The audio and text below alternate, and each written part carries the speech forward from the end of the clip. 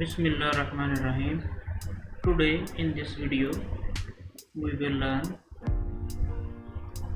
how to use Microsoft Stream for live streaming. What are the settings we will discuss in this video, and what software you need to use. I will also provide you a link to download the software and also give you some training about the software. So first of all, open your Microsoft Stream interface, click on create a live event. You can also upload a video and share with your students and your co-teachers. Just to drag the file here or just browse from your computer. Select the file, video file, and share with your colleagues and students. The other option is available for live event. Click on live event.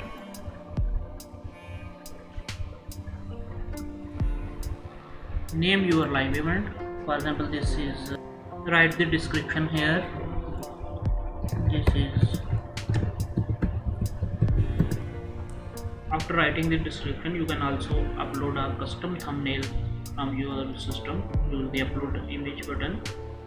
Select any image available in your computer. Select the language of your videos and select the option to start the event with a specific date and time, or you can use the option as soon as possible. Define a specific date and time. I started it tomorrow 8 a.m. and ended 8:30. This is a 30-minute long session. You can also assign the permission who can have the access to this recording. As you can see, all my organization employed and students have the access to this recording. I can select the appropriate option and click on them and type the name. For example, this is a primary assembly. I want to share it with primary channel also, primary wing. So as you can see, my whole organization have the access and primary wing have the access, and me myself has access as a owner.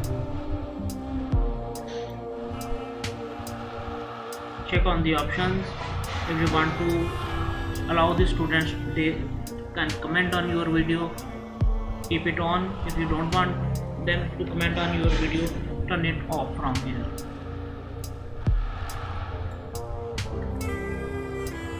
Click on save. This will save as a draft. When you click on publish, this will schedule your live event on the specific date and time you have given. As you can see, your meeting is scheduled and published. Now you can see the option start setup.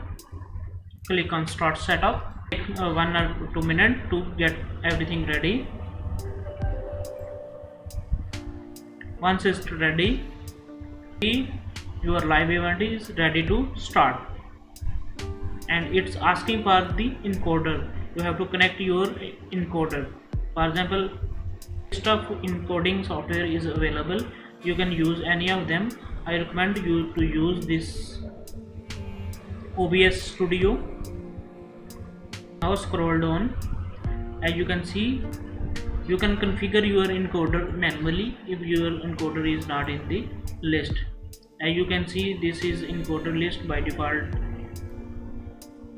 available in Microsoft Stream. If your encoder is not in this list, you can use configure manual option. Microsoft Stream will provide you a link.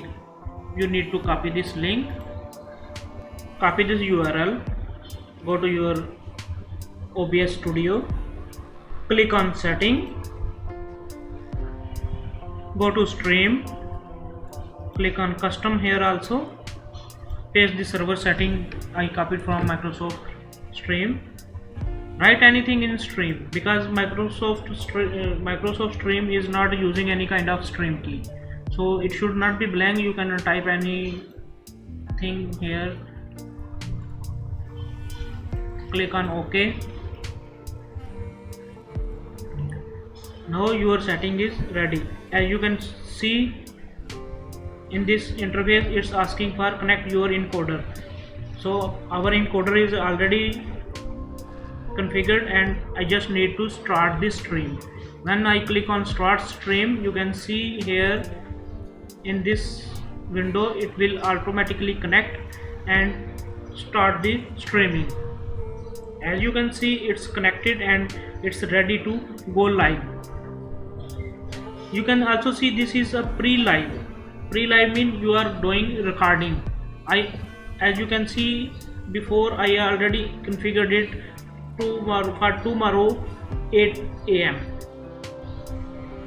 If you want to see how your video looks like to your audience right now, you can use the audience view button from here. Your audience still seeing this thumbnail and this is pre-scheduled for 8 AM tomorrow. You can start event to start the recording of your event. When you start a live event, see the live event.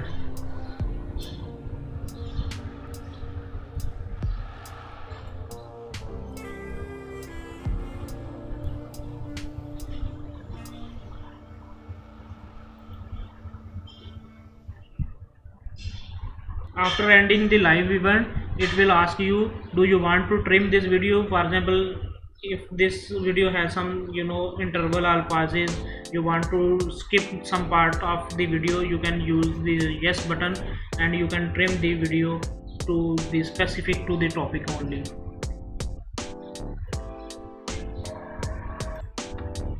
In OBS Studio, you can see this section. This is the screen section. Right now I only have one screen, so one screen is there, and in the other section you can see the source of inputs. This is my display capture, capturing all my screen. If I disable this, you can only see my PowerPoint presentation.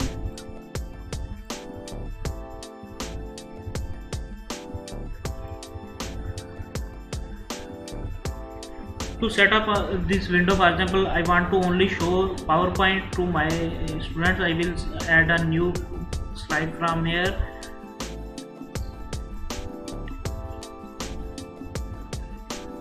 You can see my whole screen because I am recording this screen, and this is necessary to show you. If you don't want to show this screen to your students or your audience, you can turn it off from this button. If I turn it off, you can only see this. This is my web browser. Only my window capture is now active. If I re-enable this, now you can see my whole platform. I want to show only my PowerPoint slide, so I will select this option and I will click on property. I will select my PowerPoint from the window. This is already selected. Click OK. Now turn off your main display, and now as you can see, you can only able to see my PowerPoint presentation. You did not see my whole desktop. So I want to show you whole desktop. So I want to show you my whole desktop because I am giving you a training on OBS Studio. It is essential that you can see all my screen. If you want to capture your web browser or any other window, just click on window capture and select your window from Windows option. This is my web browser already active, so I don't need to change this. You want to add some extra resource to your Windows. For example, you want to add your webcam to your capturing resource, you can click on add new. Click on video capturing device, click OK. It will ask you for your, now this will ask you for the setting. Use the default setting if you don't want to change, because this, as you can see, my webcam is active and I can see.